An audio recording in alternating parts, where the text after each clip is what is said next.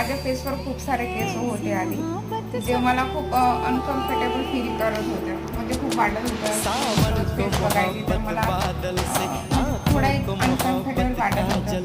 नंतर मग विचार केला की मला हे लेझरबद्दल मी ऐकली, खूप वाचली, मग त्याला सर्च केली. त्याच्यानंतर मग हळूहळू माहिती काढली सगळ्या गोष्टीची आणि त्याच्यानंतर ठरवली की मला लेझर करायचं आणि मग मी बद्दल मॅडमकडे आली. ते शोधून शोधून म्हणजे मला माहीतच नव्हतं, मी या रोडला राहते तरी पण मला माहिती नव्हतं की इथे लेझर केलं जातं. पण आधी विजिट दिली आणि ज्या दिवशी फर्स्ट माझं झालं त्या दिवशी म्हणजे मला भीती वाटत होती खरं गोष्ट सांगायची तर, कारण की लेझर म्हटलं की थोडं वाटतेच भीती.